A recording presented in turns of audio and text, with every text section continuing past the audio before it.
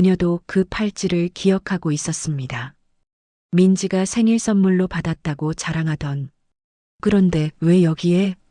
선영의 세계가 조금씩 흔들리기 시작했습니다. 마치 지진이 일어나기 전에 미세한 진동처럼.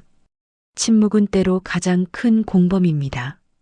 이튿날 선영이 작은 삽을 가져오자 최병국이 나타났습니다.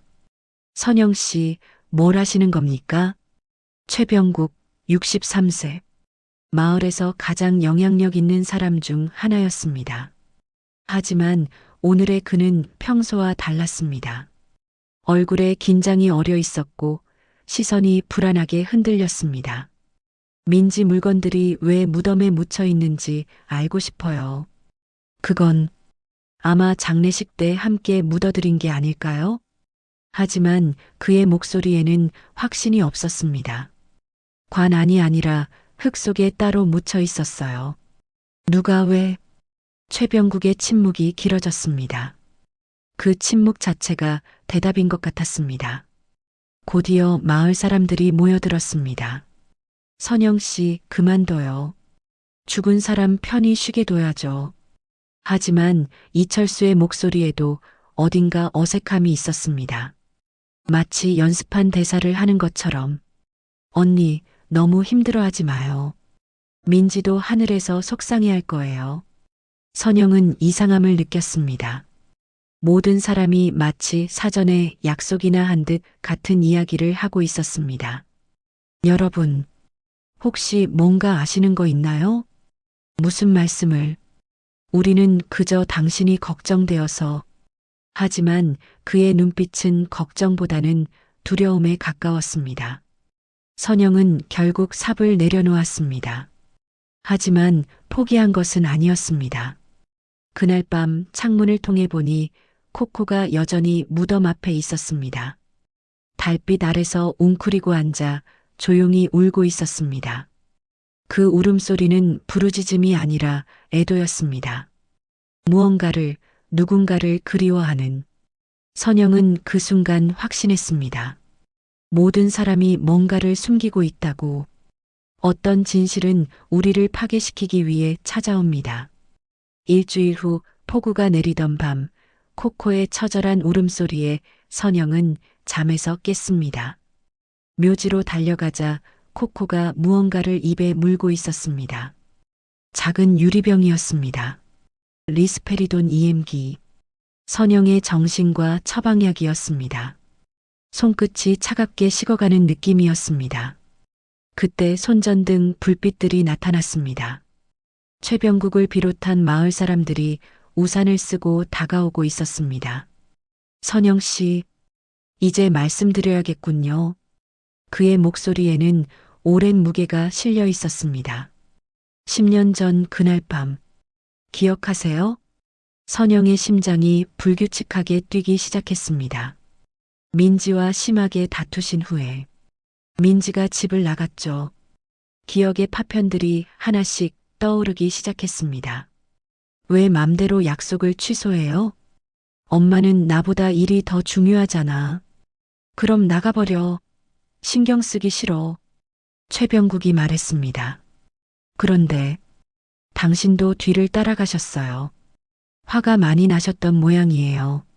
선영의 호흡이 가빠졌습니다. 어둠 속 산길, 빗속을 걷는 두 사람의 그림자. 산길에서 민지를 부르셨을 때 그 순간이 천천히, 아주 천천히 되살아났습니다. 민지야, 돌아가자. 싫어요. 엄마 혼자 가세요. 이 비에 뭘 하겠다고. 선영이 민지의 팔을 잡으려 손을 뻗었습니다. 그때 민지가 뒤로 물러서다가 미끄러운 흙을 밟고 균형을 잃고 손끝에서 스르르 빠져나가는 민지의 팔, 허공으로 사라져가는 작은 몸, 절벽 아래로 떨어지는 소리. 엄마, 사고였어요. 정말 사고였어요. 김말순이 말한다. 언니가 일부러 한 게 아니잖아요. 최병국도 거들어 말한다. 당신은 그 충격으로 기억을 잃었어요. 의사가 해리성 기억상실이라고. 선영의 다리가 풀렸습니다. 진흙바닥에 주저앉으며 모든 것이 명확해졌습니다. 민지 물건들은 내가 묻었구나. 장례식 후에 당신이 직접 너무 괴로워하셔서 말릴 수가 없었어요. 코코가 선영 곁으로 다가왔습니다. 젖은 몸을 비비며 작은 울음소리를 냈습니다. 이게도 그때 현장에 있던 개예요. 민지가 몰래 데려다 키우려던.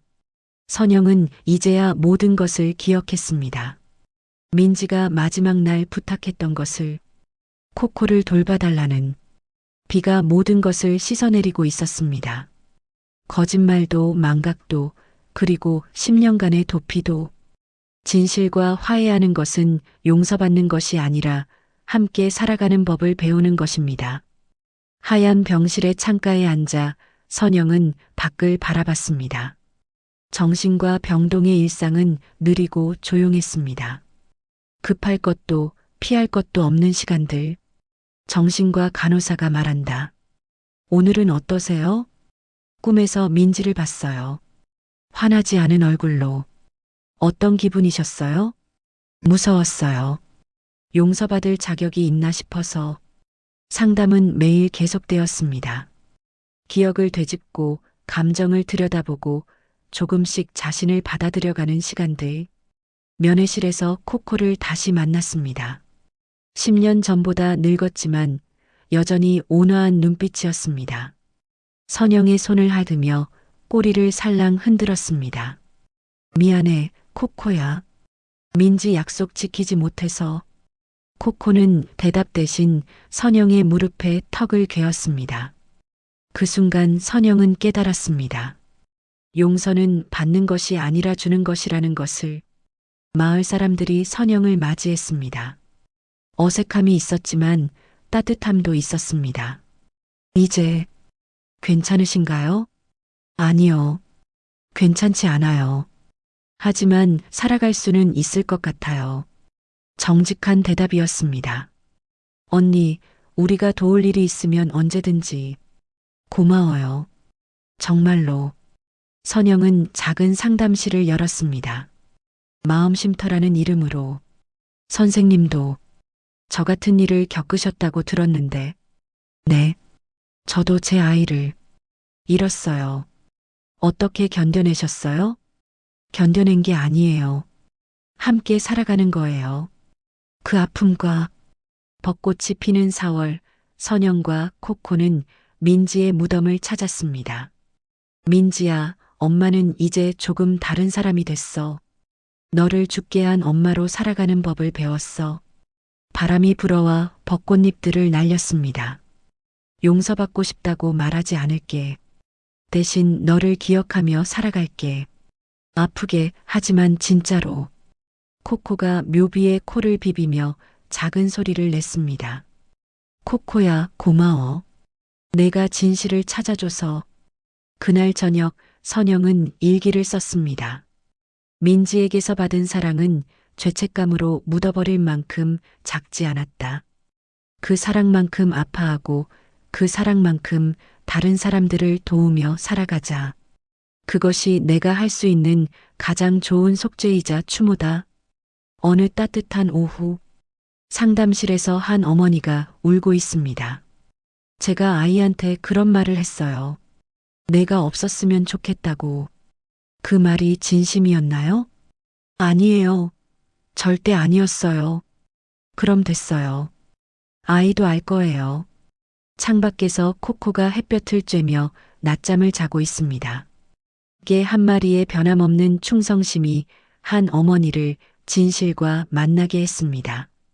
그 진실은 파괴적이었지만 동시에 구원의 시작이기도 했습니다. 사랑은 죽음보다 강하고 기억은 망각보다 따뜻합니다. 이것이 선영과 민지 그리고 코코의 이야기입니다. 끝나지 않은 사랑에 대한, 그리고 그 사랑이 어떻게 치유가 되는지에 대한 이야기. 길고 무거운 이야기였지만 끝까지 함께 해주셔서 감사합니다. 이 이야기가 여러분에게 어떤 의미로 다가갔을지는 여러분만이 아실 거예요. 혹시 무언가 느끼신 게 있다면 댓글로 나눠주세요. 그리고 이런 깊이 있는 이야기를 더 원하신다면 좋아요와 구독으로 응원해 주시면 감사하겠습니다. 다음에도 좋은 이야기로 만나요. 감사합니다.